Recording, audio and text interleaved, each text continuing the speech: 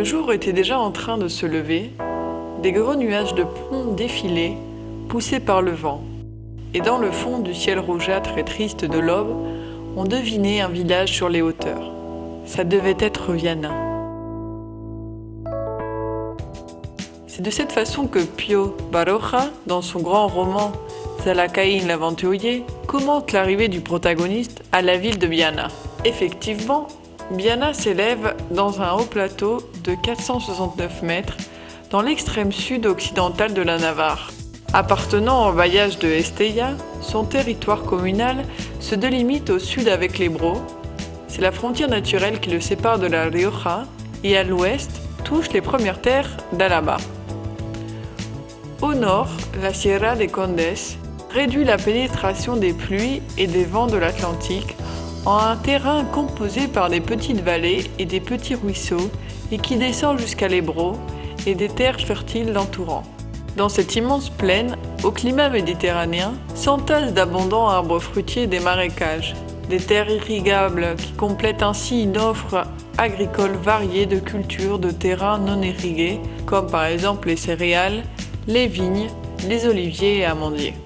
La qualité des produits qu'offrent ces champs se trouve reflétée dans les différentes dénominations d'origine qu'ils accumulent. Vin à l'Aoce Rioja, des asperges, de l'huile et du pacharán de Navarre, du piment de piquillo de la Dosa, etc.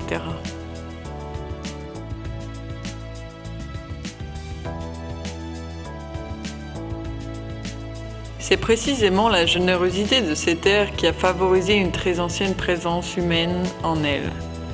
Un biface ou une hache pour main, datant de 200 000 ans avant Jésus-Christ, montre que déjà dans le Paléolithique inférieur, des groupes d'hommes jouissaient des ressources de l'environnement. Dans ces territoires se sont établies des populations néolithiques, comme le montre la tombe souterraine retrouvée à Longar, au nord du territoire communal, où un impressionnant enterrement collectif eut lieu 3 millénaires avant Jésus-Christ. L'agglomération postérieure celtibère de la Custodia, détruite pendant le 1er siècle avant Jésus-Christ lors des guerres sertoriennes, semble correspondre à Huaracos, la capitale des Berrones, prédécesseur de la localité romaine Bareia. Mais il faut situer l'origine de l'actuelle Viana au milieu du XIIIe siècle. C'est en 1219 que Sancho VII el Fuerte fonda cette ville avec comme fin de l'utiliser comme bastion militaire du règne de Navarre sur la frontière avec les terres de Castille. Le centre urbain reflète un dédale de rues étroites, entouré par des murailles. Et ce caractère de ville-forteresse est toujours manifeste. Son emplacement sur les tracés du chemin de Saint-Jacques lui a permis de recueillir des idées, des personnes et d'être influencé par tous les coins de l'Occident européen. Au XVe siècle, le roi Carlos III el Noble fonda la principauté de Viana pour son petit-fils Carlos, suivant ainsi une règle que d'autres monarques européens en France, en Angleterre, mais aussi à Aragon et en Castille avaient déjà établi, avec comme titre respectif le dauphin, celui de Galles, celui d'Asturie ou l'autorité de Gérone. Avec son incorporation en Castille, viendra alors l'époque de plus grand éclat pour Viana, entre le XVIe et le XVIIIe siècle, à l'issue de quoi elle recevra le titre de ville de la main du roi Felipe IV en 1630. Mais les guerres contre les troupes napoléoniennes, suivies des guerres carlistes, marqueront une époque empreinte de déclin et de destruction. La récupération économique ne se fera pas avant les années 60 du siècle dernier, grâce à l'implantation des industries dans la zone. Cela a permis un labeur continu de récupération de son riche patrimoine urbain qui s'est manifesté par la restauration des bâtiments publics et privés et des murailles, qui fut complétée par la création de nouvelles zones aménagées en espaces verts.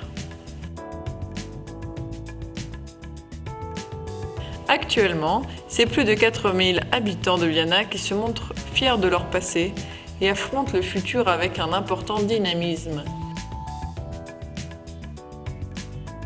Située sur l'axe de l'Ebro et au pied de l'autoroute qui unit Pampelune à Logroño, Les 3 polygones industriels de ce territoire communal ont su tisser une forte capacité d'accueil des capitaux privés. À cela, nous ajouterons l'effort de ces dernières années qui ont doté Viana d'infrastructures sportives et culturelles modernes.